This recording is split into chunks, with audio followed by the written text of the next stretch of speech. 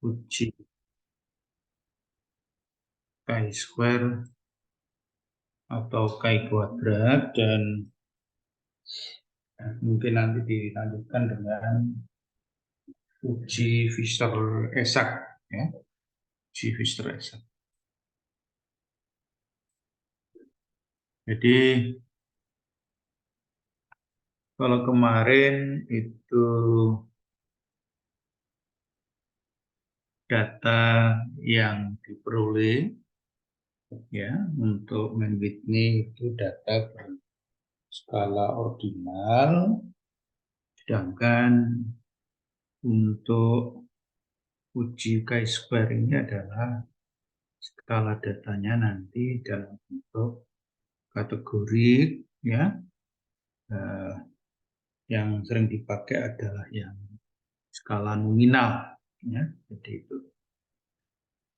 Jadi uji square ini adalah yang sering dipakai oleh mahasiswa dalam pengujian-pengujian, ya.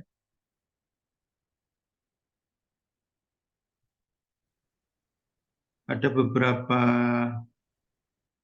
macam yang terkait dengan penerapan dari uji chi² ini, ya.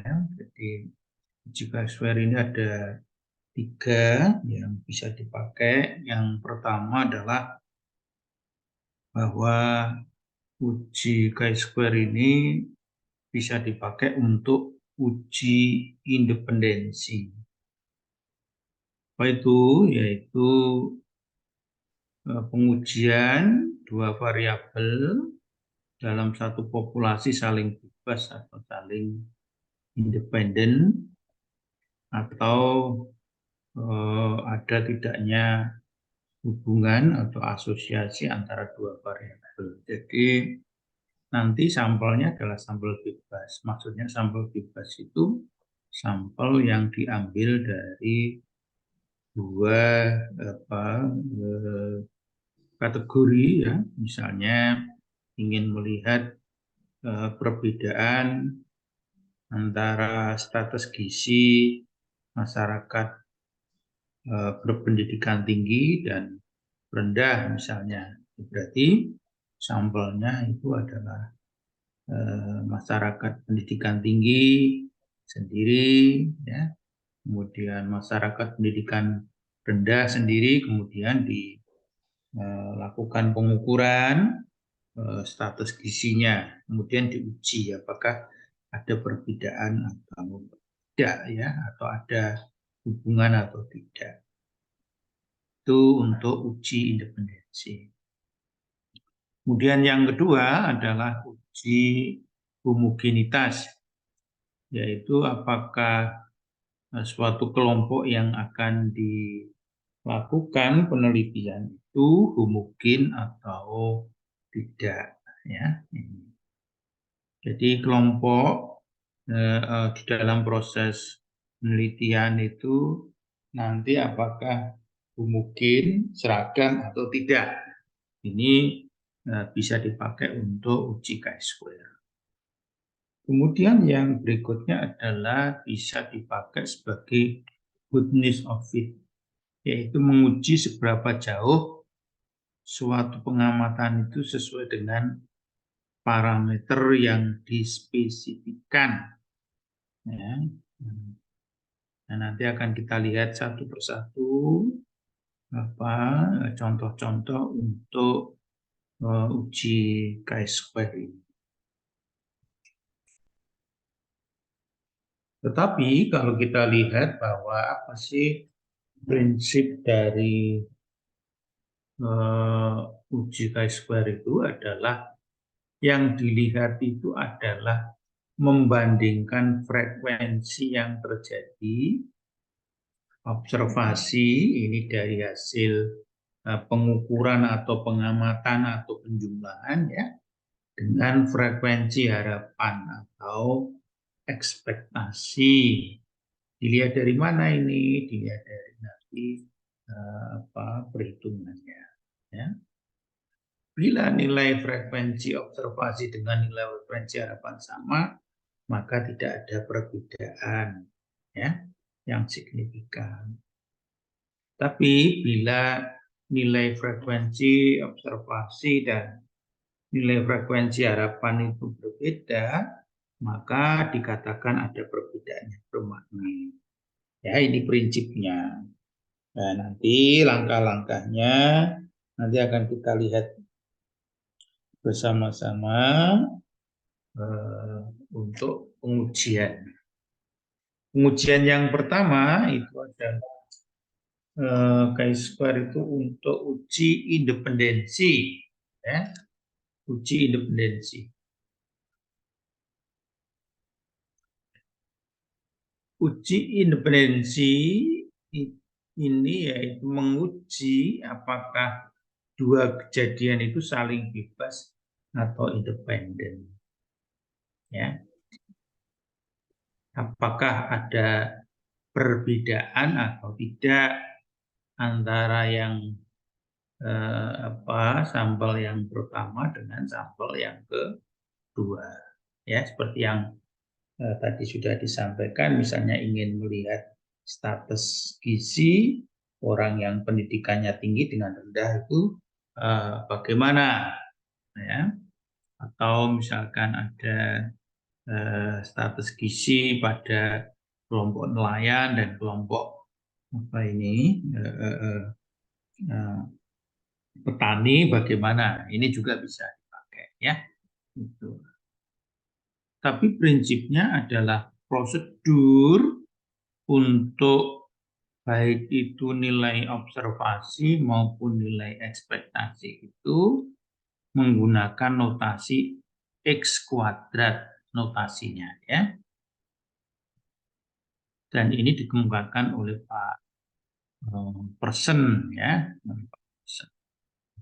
Perlu diingat bahwa untuk uji chi kuadrat ini datanya adalah data diskrit, data hasil hitungan dengan pendekatan distribusi kontinu atau distribusi X kuadrat, ya. Jadi datanya kategorik, ya. Kalau kategorik itu berarti skala datanya adalah bisa nominal, bisa ordinal. Tapi yang sering dipakai itu adalah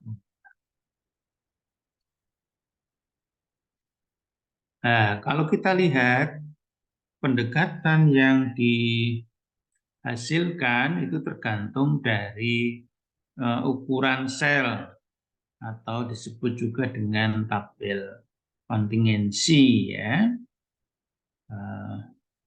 Apakah pendekatan yang digunakan itu adalah nilai harapan, nilai ekspektasi, nilai hasil perhitungan itu tidak boleh kecil. Nanti akan kita lihat bersama-sama. Apa syaratnya?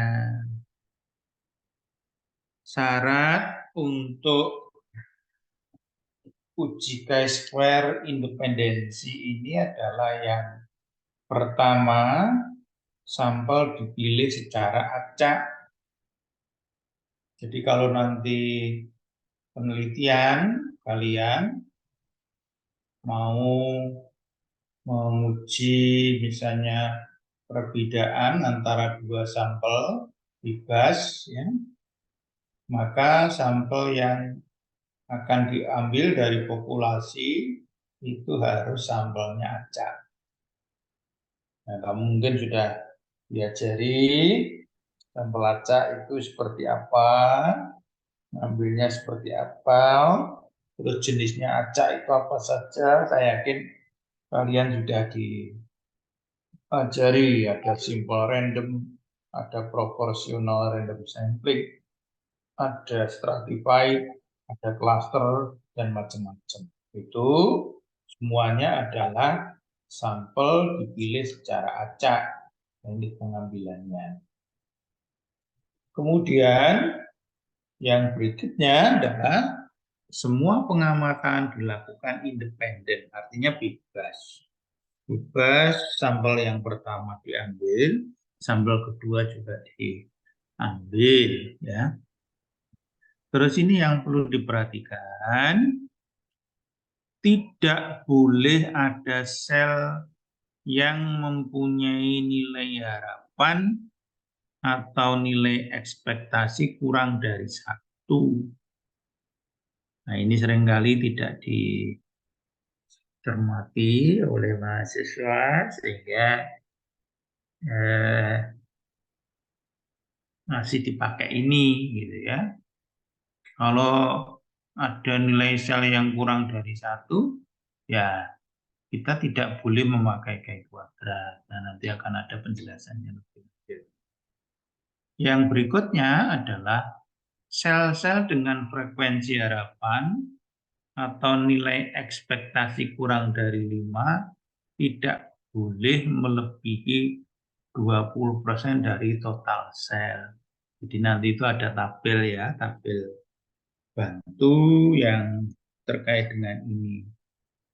Sel-selnya nanti itu tidak boleh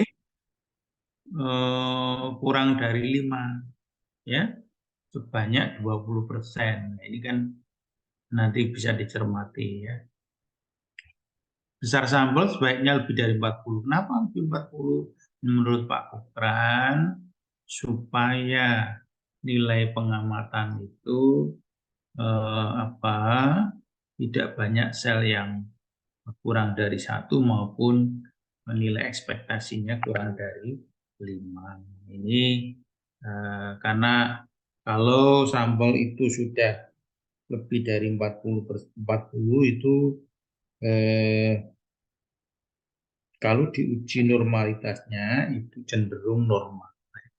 Datanya data berdistribusi normal.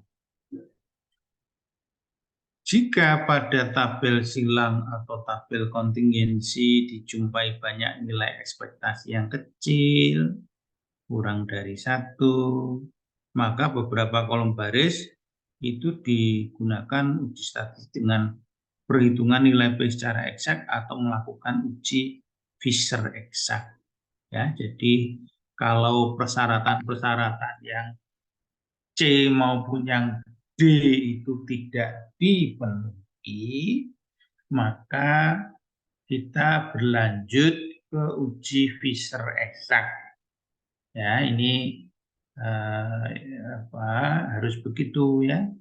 Karena kalau uji chi-square saja itu nanti hasilnya tidak begitu valid. Harus menggunakan uji Fisher eksak atau lanjutan dari uji chi-square. Ya, uji X kuadrat menurut pesan dilakukan menjumlahkan selisih observasi dengan nilai ekspektasi kuadrat relatif terhadap nilai ekspektasi dan mencari nilai P. Atau membandingkan nilai X kuadrat untuk nilai tersebut dengan X tabel. Sama dengan pola-pola yang sebelumnya ya. Yang kemarin itu ini sekarang ini chi-square itu nanti kalau hasilnya tabel dengan perhitungan nanti dibandingkan ya. Ini rumusnya ya.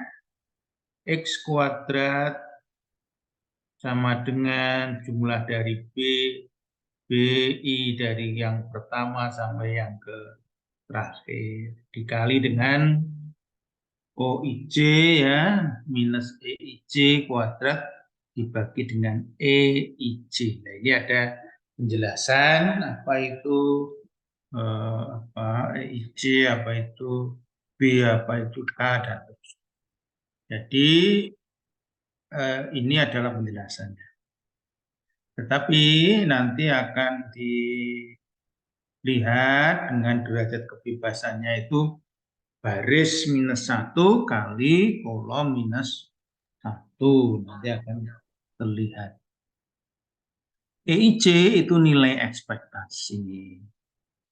B itu jumlah baris. K itu jumlah kolom. Ya. Ini supaya tidak ngawang, supaya kamu juga paham. Ya. Maka ini ada contoh. Contoh penelitian anak gizi ya. yang sudah dibuat dalam bentuk tabel kontingensi. Jadi penelitian dari anak-anak gizi itu ingin melihat apakah berat badan bayi lahir menurut status anemia pada ibu hamil itu saling bebas atau independen, atau ada hubungan enggak antara ibu yang waktu hamil itu yang anemia dan tidak, itu ada hubungannya dengan bayi berat badan lahir rendah. Jadi gini loh, secara teori itu kan ibu yang anemia ya mesti bayi lahirnya akan rendah, kan begitu teorinya. Tetapi ingin dibuktikan apakah ibu yang anemia itu benar enggak bayinya itu berat badan lahirnya rendah gitu, ya. Nah, kamu melakukan penelitian sebanyak ibu yang anemia itu ada 100 dan yang tidak anemia itu ada 200 dengan jumlah total sampelnya adalah 300.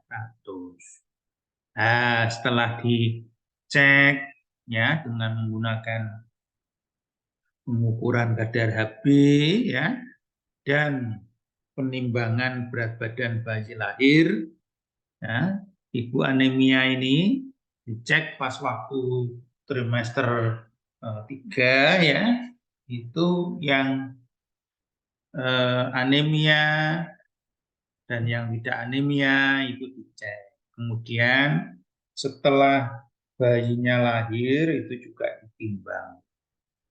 Yang BBLR ada berapa, yang tidak BBLR ada berapa. Nah, setelah itu baru dibuat tabel silang seperti ini. Ya, tabel kontingensi seperti ini. Ibu yang anemia, yang BBLR itu ada 30 atau 16,7 ya. Ibu yang anemia yang BB-nya tidak berat badan lahir rendahnya tidak, itu ada 70, ada 83,3%. Ibu yang tidak anemia tetapi BBLR itu ada 20. Ibu yang tidak anemia tetapi tidak BBLR itu ada 180. Ya. Itu bukan 166,7 ya, tapi itu 66,7, salah. Ya, ini salah. Ya.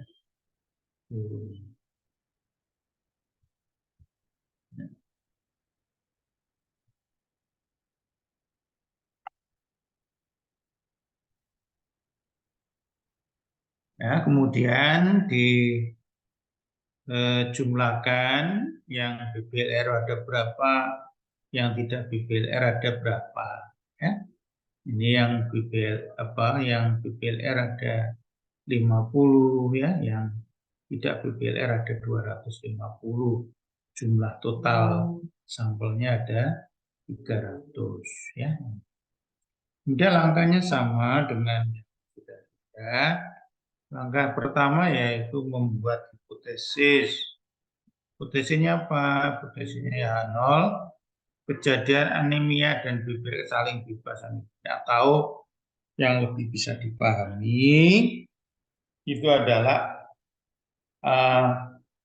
tidak ada hubungan antara ibu yang anemia ya dengan bayi berat badan lahir rendah. HA-nya itu ada hubungan antara ibu anemia dengan bayi lahir rendah. Ya, seperti itu. Kemudian baru menentukan tingkat kemaknaannya. Sering dipakai itu adalah 0,05. Tingkat kepercayaannya 95%.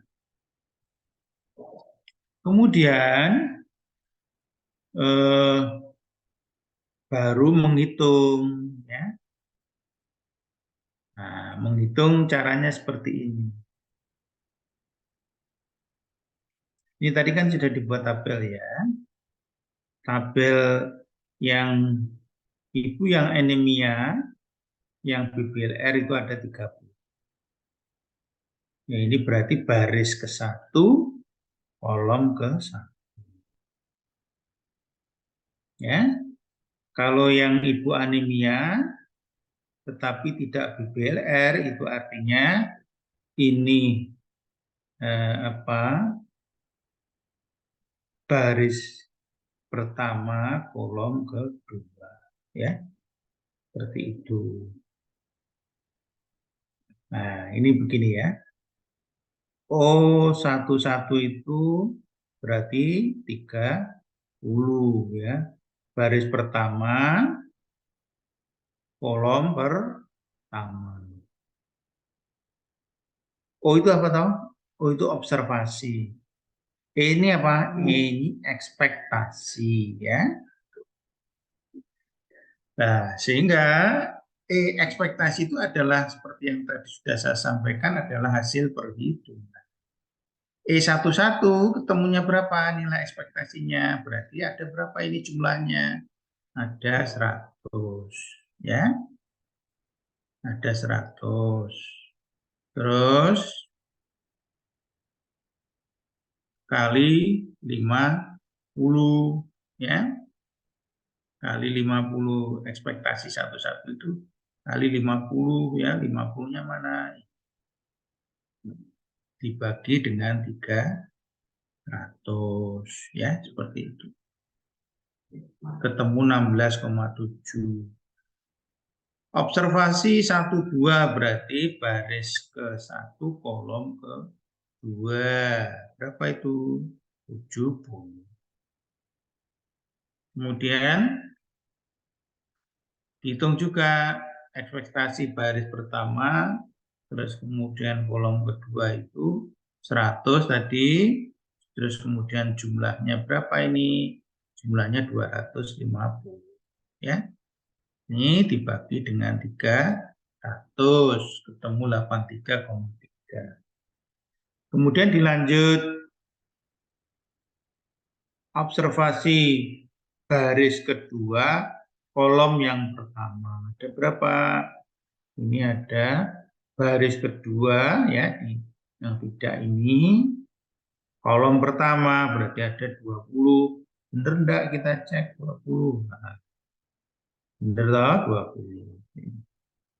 Kemudian dihitung nilai ekspektasinya. Ya. Berapa jumlahnya? Jumlahnya adalah 200. Ya, ini 200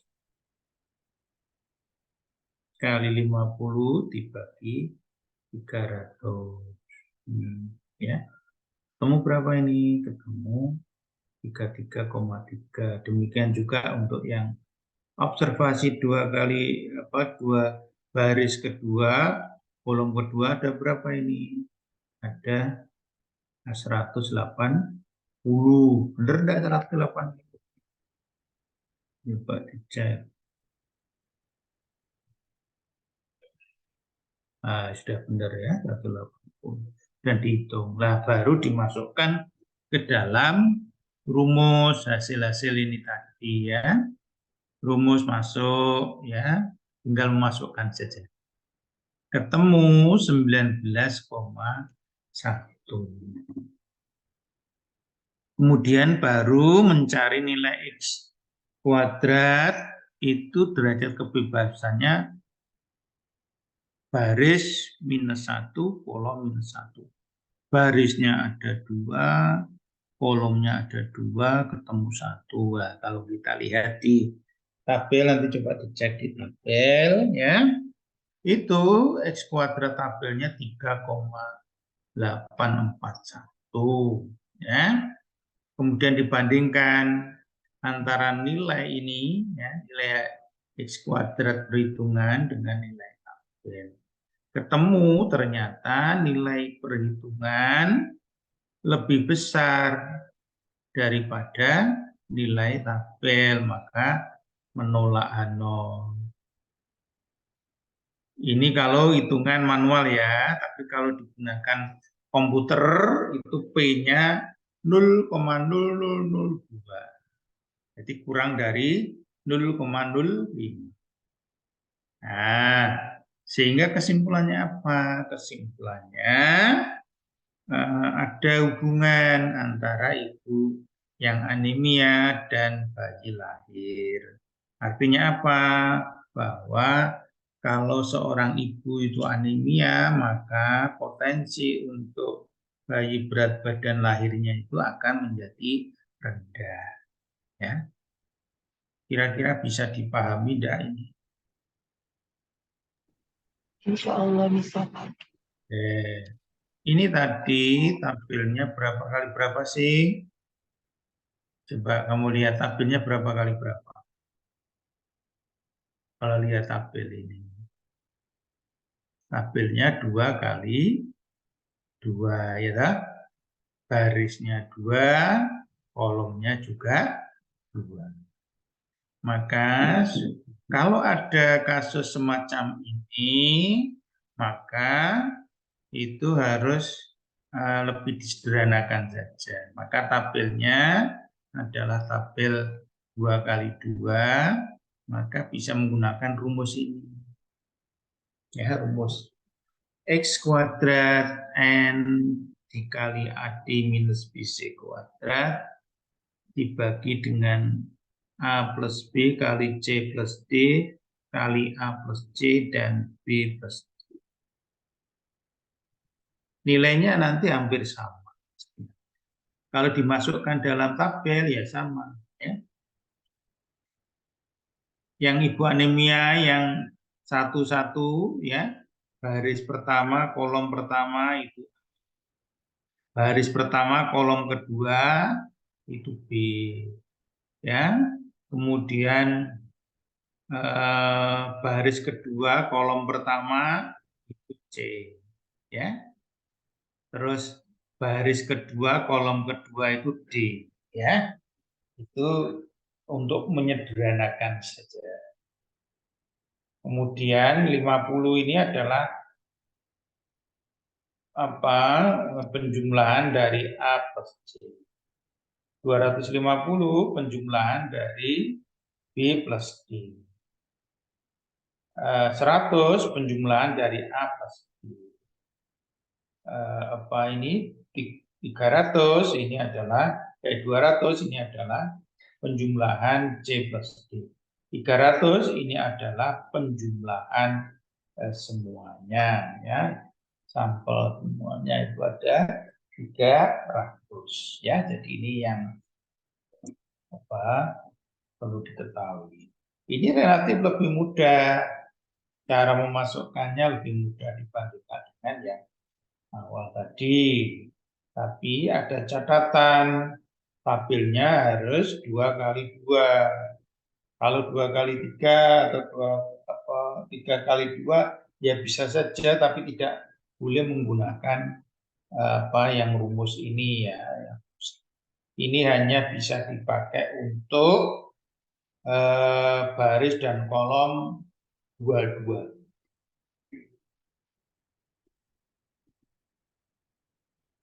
Nah, kalau dimasukkan ya hampir sama ya.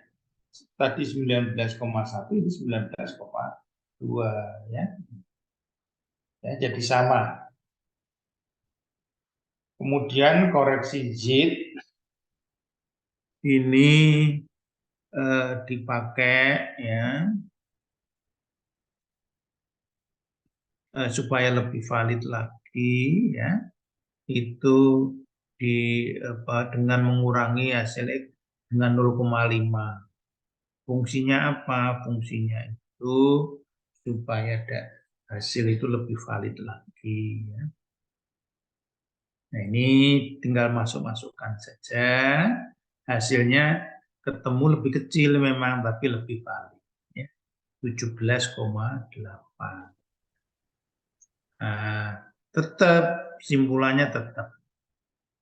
Simpulannya tetap ya.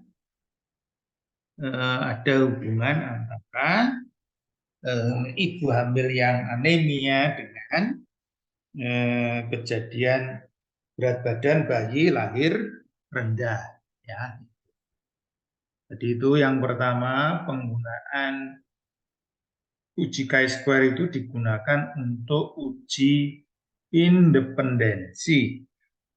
Sekali lagi untuk uji independensi, artinya ada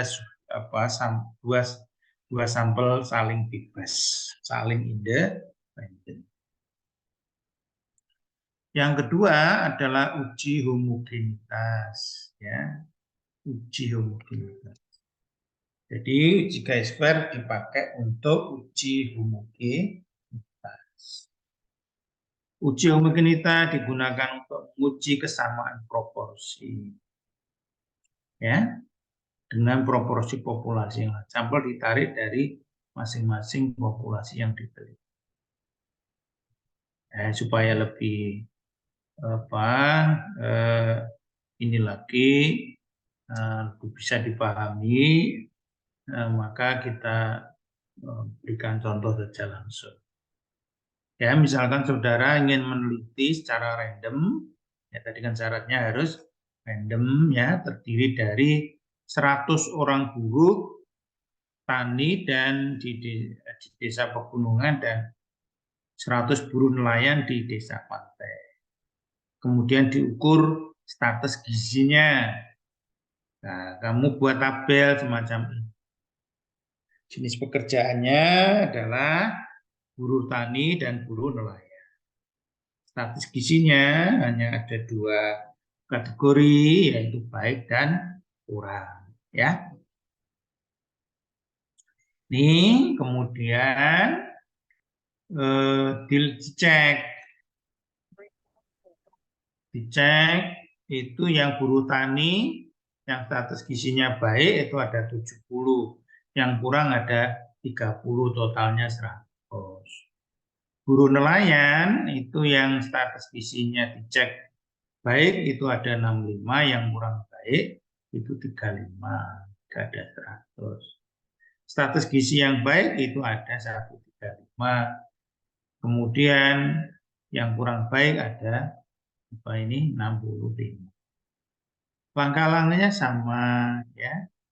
Ini kalau perhitungannya seperti awal tadi, ya harus tetap seperti ini. Hasil observasi untuk baris pertama, kolom pertama itu 70. Berarti dihitung nilai ekspektasinya berapa, nilai perhitungannya berapa. P11 berarti ini 100, ya. Dikali 135 bagi 200 ketemu 67 dan seterusnya. Saya yakin kamu sudah paham lah, ini tidak terlalu sulit, ya. Baru dimasukkan ke rumus, ya. Ini rumusnya ketemu 0,57 dengan DB tadi baris -1, kolom -1 sama dengan 1. Temu 3,841. Ternyata nilai X kuadrat ini, ya. Ini salah ini, ya. Ini salah. Ini lebih kecil, ya. Ini lebih kecil.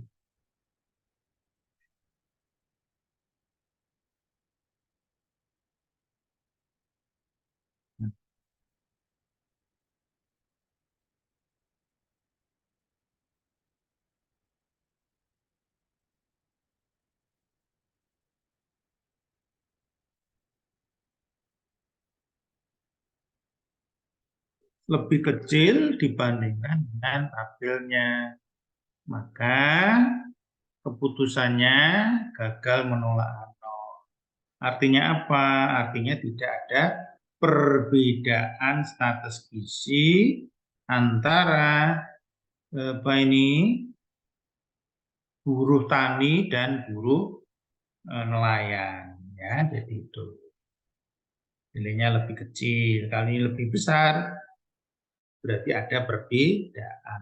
Ya, kalau misalnya di sini lebih besar, maka lebih besar dari 3,841, maka ini ada perbedaan. Tapi kalau ini tidak ada ya, berarti tidak ada perbedaan. Ya, seperti itu. Ini kalau kita memakai komputer itu sebenarnya hampir sama. Ya. Ini contoh lagi adalah ingin menguji proporsi untuk mempelajari apakah ada perbedaan dua proporsi kelompok yang satu bermakna dengan proporsi yang sukses ya ini seperti ini kamu melakukan penelitian apakah ada perbedaan kejadian diare berdasarkan sumber air bersihnya ya berair bersihnya. Jadi kamu melakukan penelitian orang yang menggunakan sumber air bersih itu di dalam rumahnya ada enggak? Kalau ada, dicek. Yang diare ada enggak? Yang diare ternyata ada 34. Yang tidak 99. Terus kemudian sumber air bersihnya di rumah ada enggak? Ternyata yang tidak itu yang diare 39, yang tidak 53. Ya, seperti itu. Kemudian ini kalau ini pakainya pakai SPSS di komputer ya, kamu nanti akan diajari oleh Pak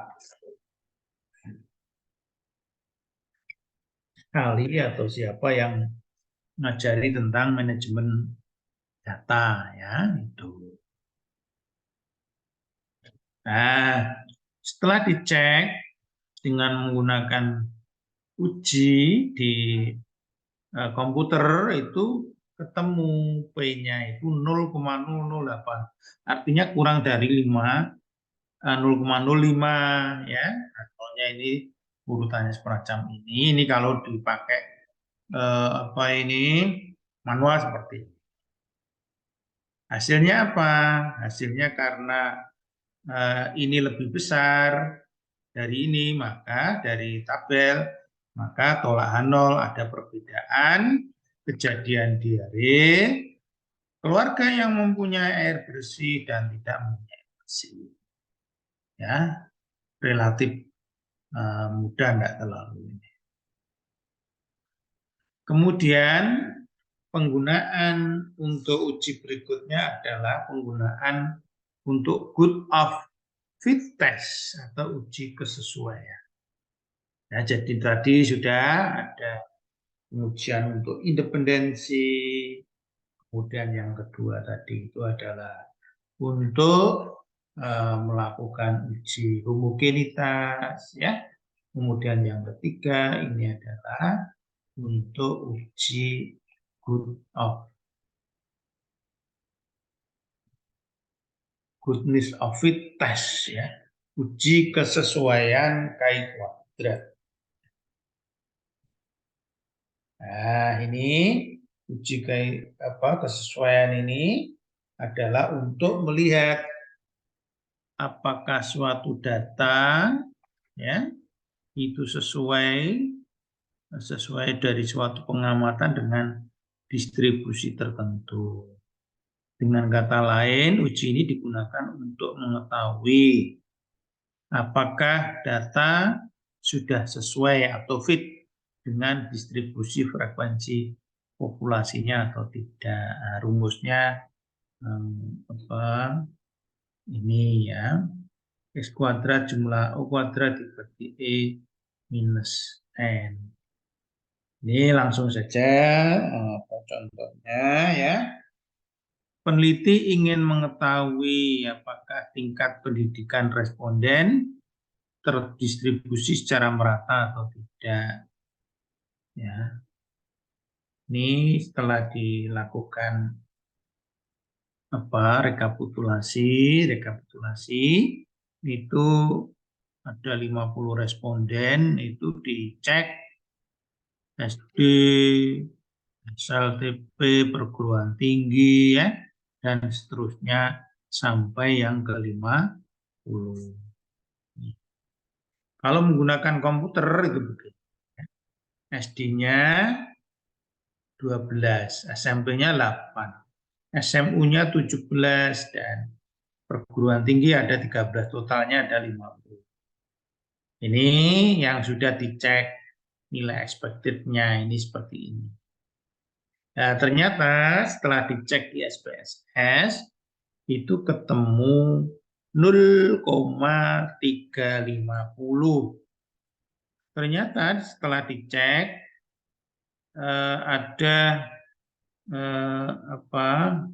sel yang 0 itu 0%, yang nilainya kurang dari 5 itu ada 12,5, ya. Padahal di awal tadi sudah disampaikan kan, tidak boleh melebihi dari 20%, ini masih ya. Nolnya ini tingkat pendidikan responden terdistribusi secara merata, HA-nya tingkat pendidikan responden terdistribusi tidak merata. Ya, artinya ada perbedaan, ya, pendidikannya. Hasilnya ketemu 3,25. Kalau di komputer ternyata ketemu 0,350 lebih besar, ya. Artinya gagal menolak hama. Artinya proporsi pendidikan itu sudah merata, tidak ada perbedaan. Nah, itu.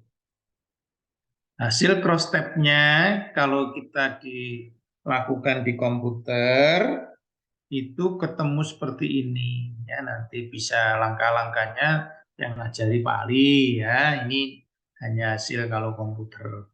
Tapi kalau yang tadi manual, ya, itu ketemu seperti, ya, temu 0,00, ya. Pada hasil ini kurang valid karena apa? Setelah dicek ada nilai ekspektasi yang kurang dari 1. Ada yang 0, ya, ini. Nah, ini 0. Padahal tidak boleh kan tadi syaratnya yang kemudian ada nilai yang kurang dari 5 sebanyak 50%. Nah, padahal maksimal harus tidak boleh melebihi dari 20%. Maka harus menggunakan apa? Dengan menggunakan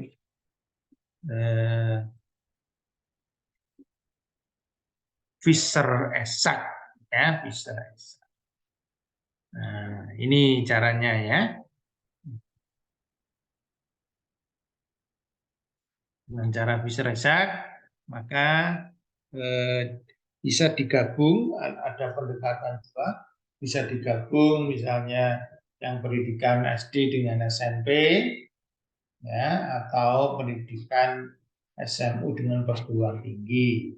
Itu solusi pertama. Solusi kedua adalah dengan menggunakan Fisher-Essak. Nah, ini contoh lagi, ada apakah ada hubungan antara pendidikan ibu dengan kejadian diare, ya. Jadi apakah pendidikan ibu itu ada hubungannya dengan kejadian diare pada anak. Nah, ini sudah membuat cross step semacam ini, ya. Ini di SPSS, ya.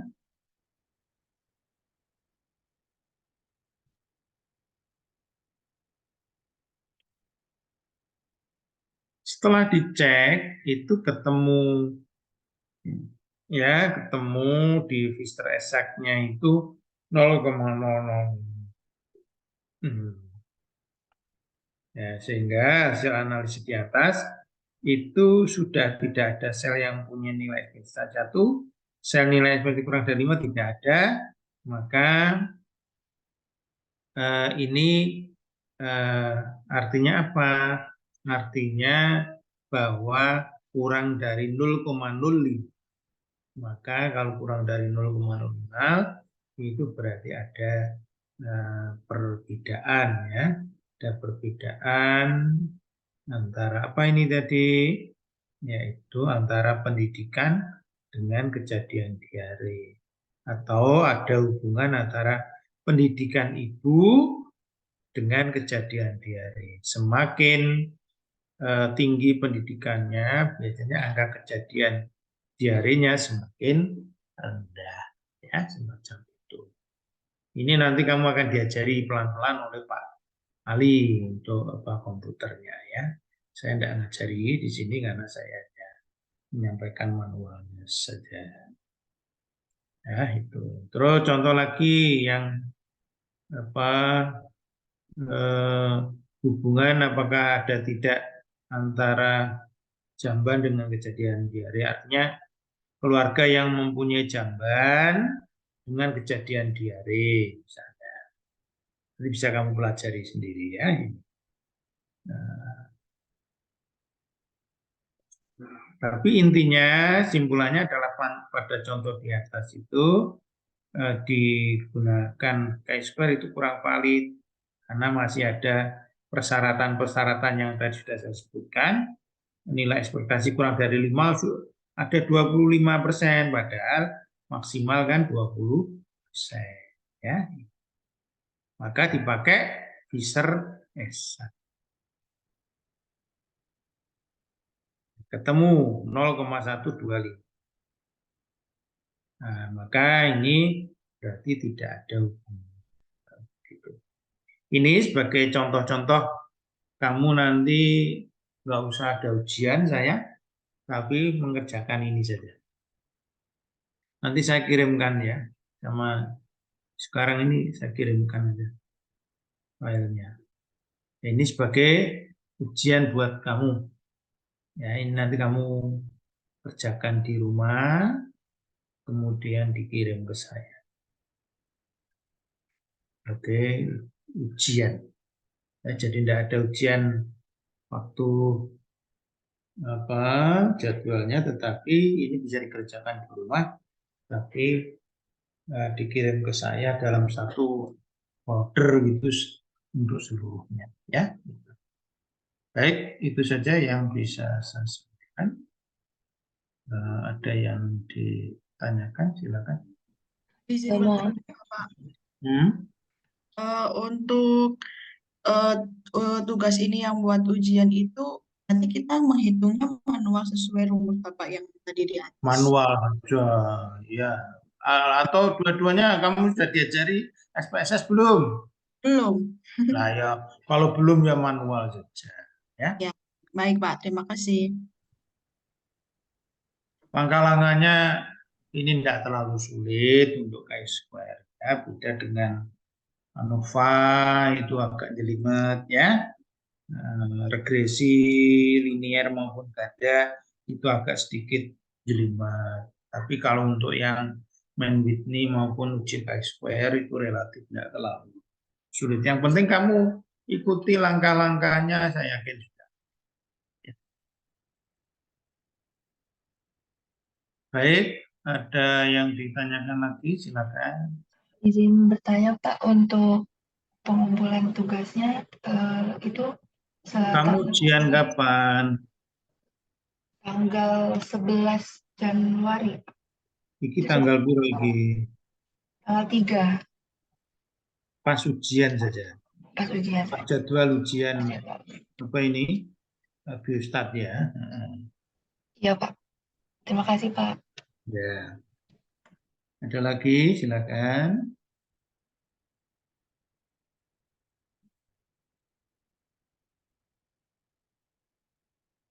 Kalau sudah tidak ada, saya ajukan dulu ya untuk apa ini. Nanti saya share